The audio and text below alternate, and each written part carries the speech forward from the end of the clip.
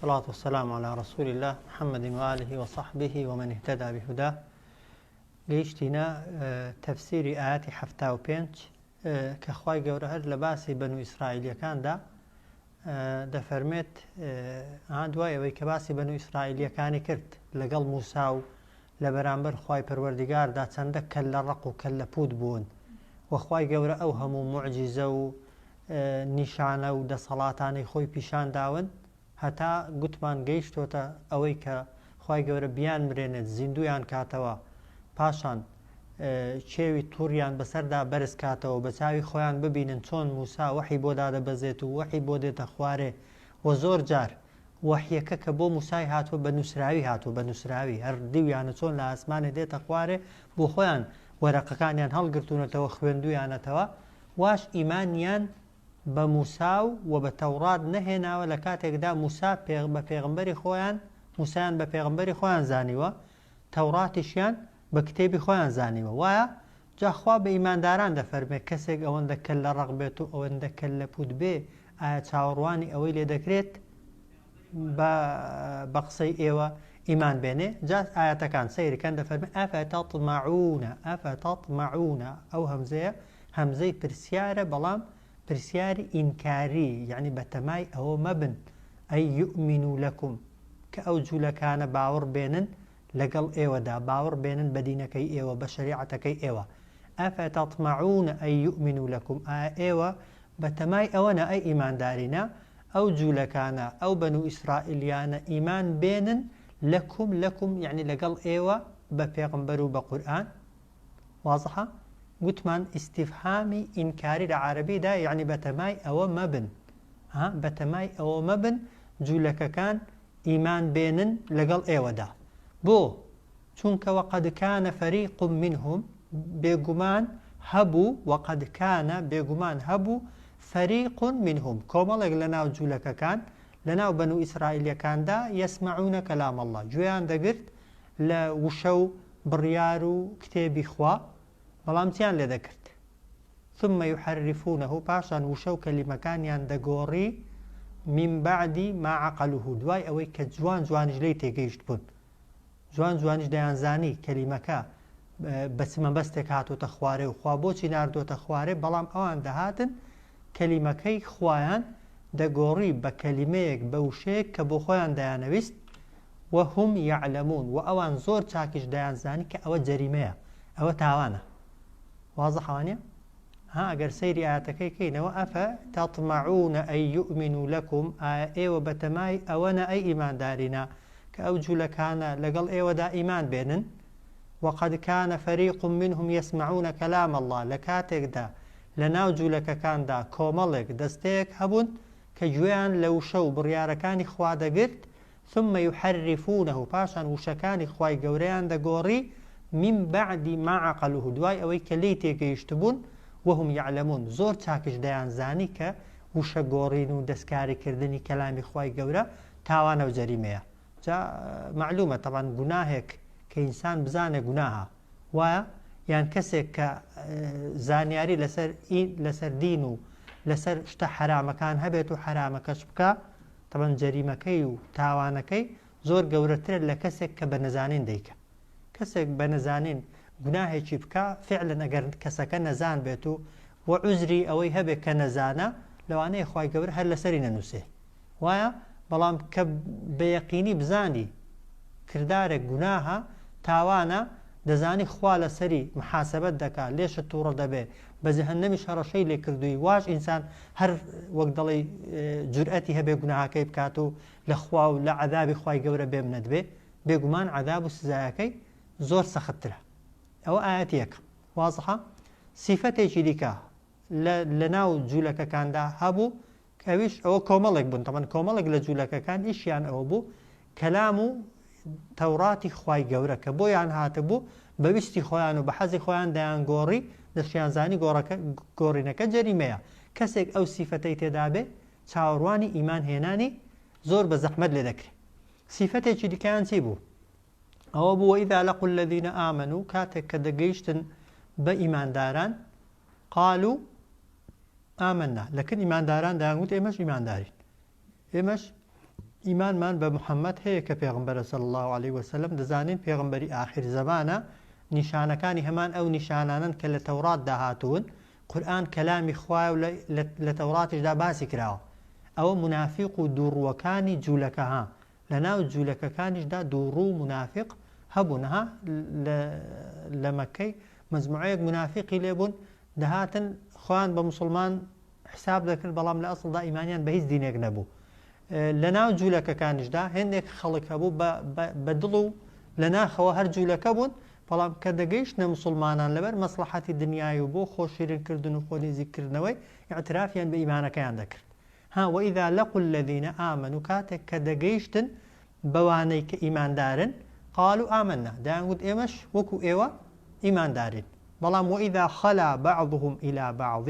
كاتك خلا يعني تنهادبون هندشان لقل هندشان يعني كاتك أو كسانا لقل سركردو قوركانيان بتني لشوينك دبون لشوينك دادنشتن طبعا سركردكانيان دهات المحاسبة عندكردن حاڵی ئەوانەی کە لەکن مسلمانان ئیعترافیان نەکرد بوو بۆی کە محەممەد پێغەمبەرە و ئێمەش ئیماندارین کە دەچوونە کن گەورەکانی خۆیان و سەرکردەکانی خۆیان سەرکردەکانی خۆیان محاسبەیان دەکردن پێیان دەگوتی قالوا ئەتحەدیثونەهم ئێوە دەچن قسە لەگەڵ ئیمانداران دەکەن بما فتح الله عليكم بما يعني بەو شتانەی کە خوا ئێوەی لێ ئاگادار کردوتەوە لە تەوراتدا يعني ئێوە ڕەخنەگرتن دەیانگوت ئێوە دەچن ئەو حەقیقەتانە ئەو ڕاستیانە کە خوا بە ئێوەی گوتووە لە تەوراتدا دەچن لەکن ئیمانداران ئاشکرای دەکەن وازح ئێستا ئەو جار تەماشایکە لیحاجوکم به عند ربکم بۆ ئەوەی مسڵمانەکان ئەو قسانەی خۆتان لەسەر خۆتان بکەنە بەڵگە لەکن پەروەردیگارتە حاڵین ئەفەلا تعقیلون بۆچی ژیر نابن زانن قەناعەتیان چۆن بجوولەکە طبعا پێیان وابوو ئەگەر ئەو حەقیقەتانەی ناو تەوراتێ کە باس کراون با بۆ خۆشیان قەناعەتیان پێبێ با بۆ خۆشیان یەقینیان هەبێ کە محەممەد پێغەمبەرە بەڵام ئەگەر بە زمانی خۆیان ئیعتراف نەکەن لەکن هیچ کەس لەکن هیچ کەس حەقیقەتەکان نەڵێن لە قیامەتێ خۆ ئەگەر بانجی کردن و لی پرسین ئەرێ بۆ ئیمانتان بە پێغەمبەری ئاخر زەمان نێنە لەوانەیە یعنی بە عەقڵی خۆیان پێیان وابوو دەتوانن خواش بخەڵەتێن دەڵێن خوایەخۆ ئێمە نەمانزانی بە محەممەدە و قەتیشمان ئیعتراف بە پێغەمبەرایەتیەکەی نەکردو بۆ ئیمانمان پێ نەهێنا یان نەمانزانی لە دنیای ئەگەر بچێ لای حاکمێکی جاری وایە جەریمەکەشت کرد بێ ئەگەر خۆت ڕابگری و ئیعتراف نەکەی ئەگەر هیچ بەڵگە و شاهیدێکرد لەسەر نەبن لە دنیا دەیخوا وایە بەڵگەت لەسەر نییە و بۆ خۆشت ئیعترافت نەکردووە ئەگەر جەریمەشت کرد بێ جەریمەکەت بەسەردا ساغ نابێتەوە وایە بەس لای خوای وایە بێگومان تەوان خوای گەورە ئاشکرا و نهێنی ئەوەی دەیکەی و ئەوەی دەیڵێ ئەوەی لە ناخدایە بۆ خوای گەورە هەمووی وەکوویەکە بەڵام ئەوان بە عەقڵی خۆیان پێیان وابوو ئەگەر لە دنیادا لەکەن مسلمانان ئیعتراف بە ئیمان هێنان بە پێغەمبەر نەکەن صلی الله عليه وسلم دەتوانن لە قیامەتش لەکن خوای کە یەقینیان هەبوو قیامەت هەیە ئەوانە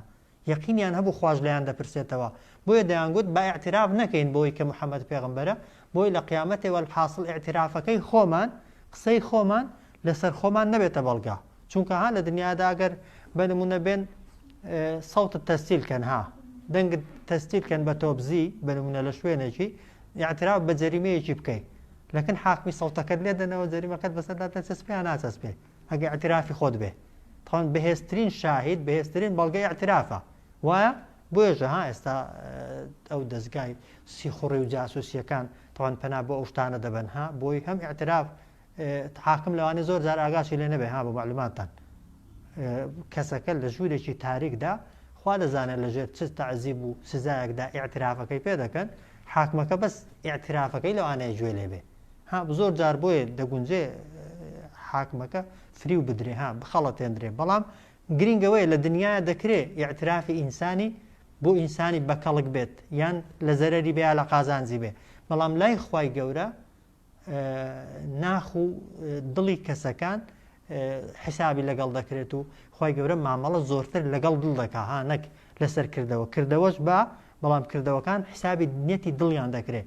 جا ئاەتەکە ئەگەر وازح بێ معناکەی وإذا لقوا الذين آمنوا قالوا آمنا کاتێک کە دەگەیشتنە ئیمانداران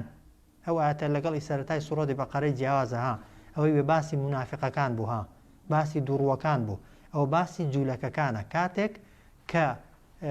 جوولەکەکان دەگەیشتن بە ئیمانداران قال و ئامەنا دەیانگوت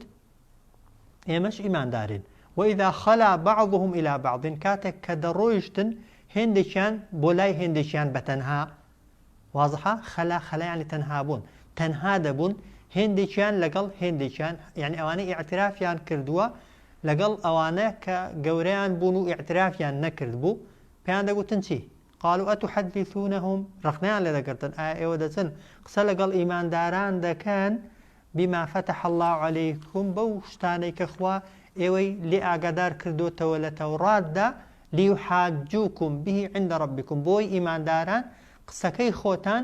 لەسەر خۆتان بکاتەوە بەڵگە لە کن پەروەردیگارتان واضحە دەیانگوتی ئەفەلا تعقیلون ئەو بۆچی عەقڵ نابن بۆچی ژیر نابن بۆچی عەقڵی خۆتان بەکار نایەن واضحە جاخوا پێیان دەفەرمێ ئەوەلا یعلەمون ئەوانە نازانن أن الله يعلم ما يسرون وما يعلنون نازانن كخواي گەورە دەزانێت و ئاگادارە بەوەی کە دەیشارنەوە و بەوەشی کە ئاشکرای دەکەن ها پێشەوەی بڵێ خۆی ئینسان پێشتر ئێمە شتا ئاشکراکان دەبینین وایە بەڵام بۆ خوای نهێنی و ئاشکرا نییە بە لێرەش نهێنیەکەی پێشتر باس کردووە یعنی بۆی زەینت بەلای ئەوەی دانەچێ ئەگەر بە نهێنی تاوانێکی بکەی و خراپەیەکی بکەی توانیت لە چاوی خەڵکی خۆت بشاریەوە دەتوانی لە خوای گەورەش و لە مەلایکەتەکانیش خۆ بشاریەوە بێگومان شتیوان ناکرێ ئەفەلا یعلەمون ئایا نازانن أن الله يعلم ببێگومانی خوا دەزانێت ما يعني هەرچی يسرون دەیشارنەوە وما يعلنون ئەوەی ئاشکراشی دەکەن بەڵام ئەوەی پرسیارە ئەوەیە مەرجە لە قیامەتێ هەرچی خوا دەیزانێ هەموو لە ئاشکراکە بۆ ئینسان ئیماندار نەخێر لە قیامەتە دوو زۆر محاسبەمان هەیە حیسابی یەسیر وایە حیسابی عەسیر سەخت حیسابی یەسیر بۆ چێ بۆ کەسێکی ئیمانداری خواناسە کە عەمەلی ساڵحی زۆرتر بن حیسابە یەسیرەکە چییە خوای گەورە دێ هەرچی کردوتە هەمووت پیشان دەداتەوە بەس بە تەنها هەرچی کردوتە بە تەنها پیشان دەداتەوە لە نامەی کردەوەکانتدا بۆیە حەدیثمان هەیە دەفەرمێت جاری وایە ئینسانەکە کە سەیری کردەوە خراپەکانی دەکا خەریکە ناومێد ببێ خەریکە لە ترسان دڵی دێتە دەرێ چونکە ئەو هەموو جەریمە و تاوانانەی کە بۆ خۆشی وەبیری نەماون بەڵام خوای گەورە پیشانی دەداتەوە دوای خوای گەورە کە دەفەرمێت لاپەڕەکەی هەڵدەوە ئەگەر کەسەکە کەسی باش و قابلی ئەوە بێ دەفەرمێت خراپەکانی هەمووی بۆ کردوون بە چاکە ئەو جار کەسەکە تەوان دڵخۆش دەبێت و لە خۆشیان گەشکە دەبێت بۆیە حیسابی یەسیر ئەوەی کە خوا بەس نامەی کردەوەکانی خۆت پیشان دەداتەوە دنا ئەگەر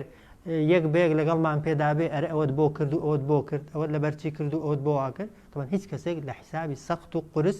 ڕزگاری نابێ بۆیە هەمیشە پێغەمبەر صلى الله عليه وسلم اللهم حاسبني حسابا پێغەمبەر دوعایەوەی کردو خوا لێ پرسینەوەم لەگەڵدا بکە بەلێ پرسینەوەیەکی ئاسان جا خوا دەفەرمێ ئەوەلا يعلمون أن الله يعلم ما يسرون وما يعلنون ئەوان نازانن کە بەبێ گومانی خوای گەورە دەزانێت چ شتێک لە دڵیاندا دەشارنەوە وە چش ئاشکرا دەکەن ئەوەش کۆمەڵێکی دیکە کۆمەڵ بێگومان بەڵام دوای پیشاندانەوەکەەوە حسابی یەسیرانی بەس پیشانە دەدا بەس بۆی بۆ خۆت بزانی خوا هیچی لێوە نەبووە بۆی فەضلی خوا ڕەحمەتی خوا و گەورەی خوات بۆ دەرکەوێ و کەسی کافریش ئەوەی کە بەیەقینیش دەچێتە جەهەنەمێ خوای گەورە هەر پیشانی دەداتەوە بۆی نەزانێ یعنی وا نەزانێت و وا حاڵی نەبێ خوا زوڵمی لێ کردووە بۆی بزانێت کە بەرهەمی کردەوەکانی خۆیەتی دەیدورێتەوە کە دەچێتە جەهەنەمێ و ئیمانداریش دیسان بۆی چاکەکانیشی دەبینێ وەکو خراپەکانی دەبینێ بۆی بزانی هەوکاری ئەوەی کە خوا لێت خۆش بووە عەمەل و کردەوەکانی خۆتە بە عەمەل و کردەوەکانی خۆت بەرەو بەهەشتی ڕۆیشتووی بەڵام خوا فەضلی لەگەڵ کردووی خوا چاکەی لەگەڵ کردووی خوا بۆی زیاد کردووی ئەوە کۆمەڵێکی ینی جوولەکە کۆمەڵە بوون دەستەیەکیان لەوەی کە یەکەم باسمان کرد دەستکاری کتێبی خۆیان کردووە کۆمەڵێکی دیکە نیفاقیان کردووە دوڕوویان کردووە لەگەڵ موسڵمانان خۆیان بە موسڵمان پیشانداوە و لەکن گەورە و سەرکردەکانی خۆشیان خۆیان بە مخلیس و دەرەجەیەک پیشانداوە بۆ دینەکەی خۆیان کۆمەڵێکی دیکە لە جوولەکەکان وەمین هوم خوا دەفەرمێ بەشێکی دیکە لە جوولەکەکان أميون أميون يعني نخوين دوار بون لا يعلمون الكتابة هيتيان لو كتابة ندزاني كبوان هاتو تخواره کەسێکی نەخوێندەوار ئەگەر نامەیەکی بۆ بێ وایە وەرە ئەتۆ بۆی بخوێنەوە حەز لێ ئەگەر ڕاستی لەگەڵ نەڵی بە ئارزووی خۆت بۆ دەیخوێنیەوە وایە هەبووە جاران هاشتیوە ئەگەر خوێندەوار کەم بوونا کابرا جاری وایە لە گوندێک لە شارێکی یەک کەس هەبووە جاری وایە کەسێک نامەی بۆ هاتووە لەوانە هەمووی جنێو ببن هەمووی هەڕەشە بوون بەڵام ئەوەی خوێندوویەتی لەوانە کەسێکی مصلح بوو بێ هاتووە بە نمونە دەستکاری جنێوەکانی کردووە بە چاکە کەسەکەی ئاش کردوونەتەوە و ئەگەر کەسێکی فیتنەچی و خراپەکاریش بوو بێجاری وایە نامەکە نامەیەک بە پڕ بۆ لە احترام و ڕێز بەڵام ئەو چووە شتی حەزی خۆی لەگەڵ نامەکەی تێکەڵ کردو خۆ ئەگەر ئینسان خوێندەواری نەبوو خۆ توزانی چاکە و خراپەکە چیە جا جوولەکەکان هێندێکیان تەنها گوێگر بوون چیان بە گوێ دادرابێ بەبێ ئەوەی بگەڕێنەوە بۆ کتێبەکەی وەبزانن لە ناو کتێبەکەیاندا ئەوە هەیەیان نییە یەکسەر بەوەی فریویان خواردووە و خەڵەتێنراون ومنهم أميون بەشێکی دیکەیان ئومی نەخوێندەوار بوون لا يعلمون الكتابە هیچیان لەو کتێبە خواییە نەدەزانی کە بۆیان هاتبوو إلا ئەمانیە تەنها فێری هیوات و خۆزگە و حەز و خەیاڵ کرابوون بەس بە حەز و خەیاڵ و کۆمەڵی قسەی بێبنەما فری و درابوون و خەڵەتێنرابوون بە نمونە پێیان دەگوتن خوا کە بەهشتی دروست کردبێ بەس بۆ جوولەکان دروستی کرد بۆیە هەرچی دەکەن بیکەن خوا لە نەتیجەدا هەر دەتان باتە بەهشتێ هێندێکیان لەیان گوت کلیلی بەهشتێ خوای گەورە داویەتی دەستی بەدەست ڕاهب و ئەحبارەکان ئەگەر تۆ بچی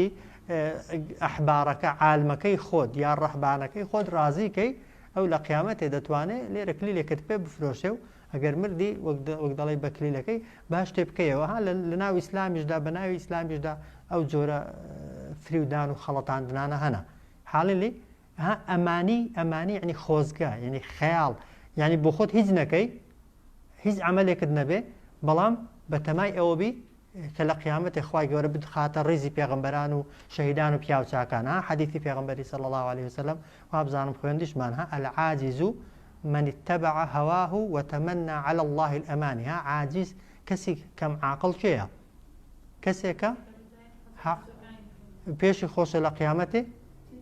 بچێتە کام شوێنە خۆش و شوێنە باشەیە بچێتە ئەوێ ئەمانی ینی ئەوە ینی خۆ فریودان و بەرامبەر فریودان بە خەیاڵات کە تەبەن هیچ کەس بە خەیاڵ ناسێتە باشتێ بە خەیاڵ و بە حەز بە پێخۆشبوونی بن لێفە و بە پاڵدانەوەی و بە بێتاقەتی خوا فەضلی هەیە بەڵام هیچنەکەی هیچت بۆ نانووسێ خوا دەکرێت چاکەت بۆ بک بە 10 و بە 100 و بە 600 تۆزێک بکەویە سەر ڕێگای خوای گەورە تۆزێک سەریعت کات و ئاسانکارت بۆ بک بەس بۆ خۆت نەچیە سەر ڕێگایەکەی خوا بە تۆ بزی کەس ناخاتە سەر ڕێگاکەی ومنهم أميون بەشێکیان نەخوێندەوار بوون لا يعلمون الكتابە هیچیان لە کتێبە ئاسمانیەکان یا لە کتێبەکەی خۆیان نەدەزانی إلا ئەمانیە تەنها فێری هیوات و خۆزگە خواستن کران بوون خوا دەفەرمی وإنهم أو إن بمعنى يعني ما هم إلا يظنون أوان تنها جمان بو أو تنها بدواي جمان كوت يعني أو بو بدواي جمان كوت بون ببي جمانش جمان إنسان ناقينته هيز راستيو هيز حقيقتك وإنهم إلا يظنون أوان تنها جمان بو وأوان تنها بدواي جمان بردن وبدواي خيالو هوات وخوزق كان إخوان كوت بو واضح وشيانوانيا پاشان دەفەرمێت فەوەیل للذین یەکتبون الكتاب بأيديهم بەشێکی دیکە لە جوولەکەکان خوێندەوار بوون بەڵام دەهاتن بە حەزی خۆیان سیان پێخۆش بوو دەیان نووسی و دەشیان دایە پاڵ خوای گەورە فەوەیل للذین یەکتبون الكتاب هاوار و لە ناوچوون یان جەهەنەم و دۆزەخ جاویل بە معنای هیلاکت دێ لە ناوچوون دێ وزورك لعلماء دفرمون صالة قولة لجهنم كاتك جهنم يكا برد دريتوا تل بايس بس للرقاقي تتعدقات ابنية وانده قولة هابنا وانده فويل أو ويلاها أو جهنم أو دوزخة أو بدبختية أو نكبتية هرتي معناه كياموه الراس ده بوشي للذين يكتبون الكتاب بو اواني كده نسنوا كتابك نسينك بأيديهم بدستي خويان بەدەستی خۆیان جا مەرز نییە کەسەکە بۆ خۆی خوێندەوار بوو بێ یان ئەوەی نووسیوێتی بەس بە ئەمری خۆی بە فەرمانی خۆی کتێبێک دەنووسرێتەوە ثم يقولون پاشان دەژڵێن هذا من عند الله ئەوەی کە نووسیومانەتەوە و بە تۆی دەڵێن ئەوە لەلایەن خواوە هاتوو واضحە یعنی ئی عەقڵی خۆیەتی ئی دەستی خۆیەتی بەڵام پاڵی دەداتە لای خی گەورە جاوە تا قیامەتی ها بۆ مسلمانانی شەروایە فتوایەکی بدەی ئی خۆت بێ ڕێی خۆت بێت و بڵێ خوا وای گوتووە زۆر خەتەرە ها قسەی خۆت بێ و بڵێ پێغەمبەر وای گوتووە صلی الله عليه وسلم بۆ چوونی خۆت بێت و بیدێ پاڵ عولەما و زانای دینی بۆی خەڵک بڕوات پێ بکە بۆی خەڵکی پێفری و دەی و خەڵکی بخەڵەتێنی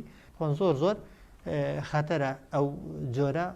فتوانە دەبێتە دوو جەریمە ها جەریمەیەکیان کە درۆت کردووە جەریمەیەکی دیکە کە پاڵ داوەتە لای خوای گەورە فويل للذين يكتبون الكتاب بأيديهم هاوار لناوچون بۆ ئەو کەسانەی کە دەنووسنەوە کتێب بەدەستی خۆیان ثم يقولون پاشان دەڵێن هذا من عند الله ئەو کتێبە لەلایەن خواوە هاتۆتە خوارێ بۆچی وا دەکەن ليشتروا به بۆی ليشتروا بۆی بیفرۆشن ئەوەی نووسیویانەتەوە بە ثەمەنن قەلیلە بە پارەیەکی کەم ئەوەی سحر و جادوش دەکەن ئێستا خۆ کەس ناڵێ سحرە کردومە وایە دەڵێ نوشتەیە بۆم کردووی دوعا بۆم کردووی بەڵام دەبێت ئەوەندە وەرەقەیەم دەیە ئەوەندە پارەیەم دەیە بە هیچ شێوەیەک تەبەت ئاەت و فەرمودەی خوای و پێغەمبەری خوا بە پارە مەزندە ناکرن جا هەندێکی دیکە لەوانەیە کە قورئانی بە پارە دەخوێنن یان نوشتەی بە پارە دەکەن دیسان بەو ئاەتی خەڵکی دەخەڵەتێنن دەڵێن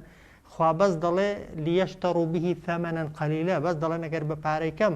نوشتەکەی و دوعاەکەی و قورئانەکەی بفرۆشی گوناهت دەگاتێ بەڵام ئەگەر شتێکی گران بەها و بە قیمەتی لەسەر وەربگری ئەو کاتە تەوان زۆر جەریمەیە هەموو زێڕ و گەوهەری دنیاە دانەی لە بەرامبەر یەک ئاەتی قورئانیدا ئێستا هەرکەمە بۆیە بە هیچ شێوەیەکی ئاەت و فەرمودە لە بەرامبەر پارەدا مەزندە ناکرێن واضحە ثم يقولون هذا من عند الله دەڵێن ئەوە لای خوای بۆچی وا دەڵێن ليشتروا بۆی به ثەمەنەن قەلیل بۆی بیگۆڕنەوە بیفرۆشن بە پارەیەکی کەم کە ئەوە زۆرێکی کە لە فریودان بەڵام لە هەموو وڵاتی ئیسلامی داوایە کابرا هۆی ئەو جۆرە شتانە دەکات ناوی خۆی ناوە شێخ مەلا سەید ئەو شتانە کە لەکن خەڵکی مەرغوبن و ئەوەشی دەیکا دەڵێ قورئانە هەتا جادوگەرەکانیش زۆر جار نەک زۆر جار هەمیشە مەجموعەیەک ئاەتی هەر دەخوێندنەوە مەجموعەیەک دوعای دەخوێندنەوە و ئەوەی دەشی نووسن هەندێک جار لەوانەیە سەرەتاکەی و کۆتایەکەی ئاەتێکی لێبێ احتیاتی ئەوەی دەکەن بۆی ئەگەر کەسێک خوێندیەوە و تەماشای کرد وەک دەڵێ بڵێن ئەوە نی ئاەتە نووسیومانەتەوە بەڵام ئەوەی ئەو ڕەمز و ڕموز و خەت و خطوتانەی تێدا بوون و کەس نەیزانی بخوێنێتەوە و پارەی لەسەر وەرگیرە ئەوانە سحر و جادون هەر ناوێکیان هەبێت جا خوا دەفەرمێت فويل لهم مما كتبت أيديهم هاوار بۆ ئەوان مما كتبت أيديهم لە بەرامبەر چیدا جەهەنەمیان بۆ حازرە دۆزەخیان بۆ حازرە مما كتبت أيديهم لە بەرامبەر ئەوەی کە نووسیویانەتەوە بەدەستی خۆیان پاشان وويل لهم دیسان هاوار و لە ناوچوون بۆ ئەوان مما یەکسیبوون لە بەرامبەر ئەو کار و کردەوە بەد و خراپانەی کە ئەنجامی دەدەن تەمان کارەکە هێندە قێزەونە خی گەورە هێندە ڕقیلەتی بۆیە بە چوار بە دوسێ شێوە تەکیری دەکاتەوە دەنا هەموو کردارەکان یەک کردارن ئەوەی ئاەتی خوای بەدەستی خۆت عنی شتێک بەدەستی خۆت بنووسی جارێ ئاەت نەبێ بڵێ ئاەتە ئەوە جەریمەیەک پاشان پسی بیفرۆشی و تیجارەتی پێ بکەیت بە ناوی خواشەوە تیجارەت و تەمان خۆ دەنا ئاەتیش بێ ئاەتیش بێ ئەوەی دەینووسی و پسی تیجارەتی پێ بکەی هەر جایز نیە هەر جەریمەیە بەزێتی ئاەت نەبێ و تیجارەتیشی پێ بکەی بژڵی خواوای گوتووە تەمان جەریمەکە گەورەترە جا تەمان خۆ قورئان بۆ جوولەکان نهاتوتە خوارێ خی گەورە کە باسی ئەوان دەکا ینی ئەو ڕووداوانە دەگونجێ لە ناو مسلمانانیشدا دووبارە ببنەوە بۆی دەبێت ئینسان وریابێ فويل للذين يكتبون الكتاب بأيديهم هاوار لناوچون بۆ ئەو کەسانەی دەنووسنەوە کتێب بەدەستی خۆیان ثم يقولون هذا من عند الله پاشان دەڵێن ئەوە لەلایەن خواوە هاتۆتە خوارێ ليشتروا به ثمنا قليلا بۆی بیفرۆشن ئەوەی نووسیویانەتەوە بە پارەیەکی کەم فويل لهم مما كتبت أيديهم هاوار لناوچون بۆ ئەوان لە بەرامبەر ئەو شتەی کە نووسیویانەتەوە بەدەستی خۆیان وويل لهم مما يكسبون وهاوار لناوچون و سزا بۆ ئەوان لە بەرامبەر ئەو شتانەدا کە ئەنجامی دەدەن وقالوا دیسان هەندێکی دیکە لە جوولەکەکان تاقمێکی دیکەیان ئەوە بوون دەیانگوت لەن تەمەسەنە النار ئێمە هەرگیز ئاگر نامانگاتێ ئاگر نامان سووتێنێ هەر نەک نامان سووتێنێ هەر پێشمان ناگا هەر ناشمان گاتێ ئیلا ئەگەر ئاگریشمان بگاتێ و بچینە جەهەنەمێش ئەیامن معدودات چەند ڕۆژێکی دیاریکراو دەسین و تاوە تاوان چەند ڕۆژیان دانابوون بۆ خۆیان بۆ حەوت بۆسی پێیان وە بۆ حەوت ڕۆژ نەزانن فعلا جوولەکە پێیان وایە ئەگەر کەسێک جوولەکەش بێت و ئیمانی بە وەک دەڵێ بە حەقیقەتەکانی ناو تەوراتیش نەبێ خوا لە قیامەتێ لێشی خۆش نەبێ بباتە ئاگری بەس حەوت ڕۆژان دەیبا لەبەرەوەی کاتی خۆی دەڵێن حەوت ڕۆژ گوێرەکەمان پەرستووە خوای گەورە ئەگەر سزاماندا تەنها لە بەرامبەر ئەو حەوت ڕۆژ گوێرەکە پەرستنەی سزامان دەدات و حەوت ڕۆژی لەوێ دەبین و دوادەی نەدەرێت تەوان ئەگەر هەر حەوت ڕۆژ بێ ئەو ڕۆژێک کە لە دنیادا هەیە هەر چۆنێکی بە کەسەکە بەرگەی هەردەگرێ وایە بەڵێ ئەگە بۆ هەموو کەس ئاسانەگەوا بێ بەڵام پێشتر فەرمووی ئەوانە بە دوای ئەمانی و خۆزگەکان کەوتون وەقال و لەن ئێستا دێ یاسامان هەیە تەوان بزانن وایە ئەوانە وەقال و گوتیان لەن تەمەسەنە النار هەرگیز بە قەنەعەتەوە پێمانەوە نانووسێت و نامانگاتێ ئاگر ئیلا ئەیامن معدودە تەنها چەند ڕۆژێکی دیاریکراو نەبێ قل پێیان بڵێ ئەی محەممەد صلی الله ئەتەخەذتم وەرتان گرتووە عند الله عهدا لەکن خوای گەورە هیچ بەڵێنێک خوای گەورە بەڵێنی لەو زۆری پێداون لە هیچ شوێنێکدا تەوان خوا دەیزانی لە تەوراتیشدا شتیوانیە قل ئەتەخەذتم عند الله عهدا ئێوە وەرتان گرتووە لەکن خوای گەورە هیچ بەڵێنێک جا فەلەن یخلیف الله عهدا خۆخوا هیچ کاتێک ئەگەر بەڵێنی دابێ پێچەوانەی بەڵێنی خۆی ناجوڵێتەوە وایە بەڵام خوا شتی وای نەگوتووە چونکە خوا دەفەرمێت ئەم تەقولون على الله یا ئێوە بە ناوی خواوە شتێک دەڵێن ما لا تعلمون کەی زانیاریەکتان لەسەری نییە وازح هەوەشیان وانە گوتیان هەرگیز ئاگر نامان سووتێنێت تەنها چەند ڕۆژێکی دیاریکراو نەبێ پێیان بڵێ ئەتەخەذتم عند الله عهدا ئێوە لەسەر ئەو قسەیە هیچ بەڵێنێکتان وەرگرتووە فەلەن یخلیف الله عهدا و تا خوا پێچەوانەی بەڵێنەکەی خۆی نەجوڵێتەوە و یعنی یەقینتان هەبێت کە خوا پێچەوانەی بەڵێنی خۆی ناجوڵێتەوە ئەم تەقولون على الله یان ئێوە بە ناوی خواوە قسەیەک دەکەن ما لا تعلمون کە هیچ زانیاریەکتان لەسەری نییە اینجا خوای گەورە دوو یاسامان بۆ دەنێ یاسا خوای گەورە ناوی کەس ناهێنێ دوو یاسا بەسەر هەر کەسێکدا بچەسپێندرێن یاسای یەکەم ئینسانی دەباتە جەهەنەمێ یاسای دووەم ئینسانی دەباتە باشتێ هەر کەسێکە ئەو سیفەتەی تێدا بێ یەکسەر یەقینە هەبێ و سوێندی بخۆ بۆ جەهەنەمەیە بەڵام بە تەعین نا بەناو نا بڵێ هەر کەسێک ئاوا بێ و هەر کەسێک یاسای دووهەم جێبەجێکە بە دڵنیاییەوە ئەگەر بۆ خۆت یا هەر کەسێکی دیکەیە یەقینت دەبێ هەبێ دەچێ باشتێ بەلا یعنی چی بەلا یعنی قسەی ئەوان ڕاست نییە ئەدی حەقیقەتەکە بەلا هەمیشە لە عارەبیدا وەکو بەڵێ کوردی نییە ینی بەڵێ قسەکەت ڕاستە نا بەلان ئەوەی گوتت وانە ئەوەی دەڵێن وانە ئەوەی بیر نەخێر یعنی نەخێر ئەوەی ئەوان دەڵێن ڕاست نییە ئەدی ڕاستێکە چۆنە من کەسەبە سەیئەتەن هەر کەسێک ئەنجامی دابێ خراپە سەیئەتەن خراپە بەڵام ئەوە ناخوا گەورە هێندە بێڕەحەم بێ بێک خراپەی بتخاتە جەهەنەمێ وایە چونکە ئەگەر وابێ بەس ئەوەندە بێ کەس ڕزگاری نابێ وایە بەلا من کەسەبە سەیئەتەن بەڵێ هەر کەسێک ئەنجامی دابێ سەیئەتەن خراپە ئەو جار وەئەحاطەت بیهی بەڵام دەورەی ئەو کەسەیان دابێ ینی خراپەکان هێندە زۆر بن وەئەحاطەت بیهی خەطیئاتو دەورەی ئەو کەسەیان دابێ گوناهەکانی تاوانەکانی کە عولەما دەفەرمون تەبەن کەسەکە هاوبەش و شەریکی بۆ خوای گەورە بڕیاردا بێ چونکە ئەگەر ئینسان هاوبەش و شەریکی بۆ خوا بڕیاردا تاوانەکە هێندە گەورەیە هەر چوار دەورەکەت دەگرێ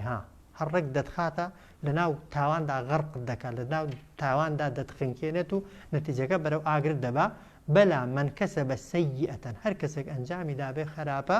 خراپەکانیش یەک و دوو نەبن وأحاطت به دوري كسكان دابي خطيئاته تاوان وخرابكان فأولئك أو كسانا أصحاب النار هاوري آقرن جا بناو جولكية بناو مسيحية بناو مسلمانة بناو شوين كوتي آدمية بيغمبرية لقبكي الشيخة ملايا شهيدة مصلحة لقب الدنيا هزنيها صفة كردارك فأولئك أصحاب النار أوانا هاوري آقرن هم فيها خالدون لنا آقرش دا دمين نوا بنمري وبهمشي خواب نامان ده واضح وانيا بۆیە یاسای چوونە جەهەنەمێ ئەوە ئەلی ئەوەکەی دیکە ئەوەی کەس جێی دڵخۆشیە والذینە ئامن و ئەوانەشی کە ئیمانیان هێناوە ئیمانیان هێنابێ بە هەموو ڕوکنەکانی ئیمان تەبەن ها نەک پێی وابێ خوا هەیە بەتەنێ وعملوا الصالحات ئەنجامیشی دابێ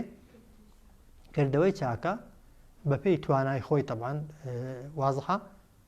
کە ئیمان بەش ناکرێ ها ناکرێ لە ئەرکانی ئیماندا ئیمانت بەهێندێکی هەبێ و بەهێندێکی نەبێ بابەتی عەقیدەی چونکە ئیعتقادی دڵە ماندووبوونی تێدانێ بەڕاستی بەس قەناعەت پێبوونی دەوێ وایە بۆیە ئەو کەسێک کە ئیمانی هێنابێ بە هەموو ئەرکانەکانی ئیمان ئەسڵ ئیمانەکەت هەبێ پاشان ئەنجامیشت دابێ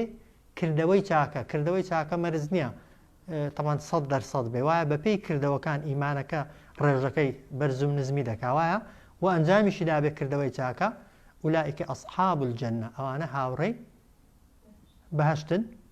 هم فيها خالدون لە بەهەشتیشدا دەمێننەوە بە نەمری و بەهەتا هەتایجا کەسەکە بەس ئیماندار بێت و ئیماندار بوو بێت و شەریکی بڕیار نەدابێت بۆ خوای گەورە تەمان هەر دەچێتە بەهەشتێ لە ئەنجامدا و ئەنجامیشت دابن کردەوەی چاکە دەچێ بەهەشتێش بەپێی کردەوەکانیشت خوای گەورە لە بەهەشتێ شوێنەکەت بۆ باش و خۆش دەکات ئەوانە هاوڕێی بەهەشتن و تێشیدا دەمێننەوە بە نەمری و بەهەتا هەتایی وا بە نسیبمان کرد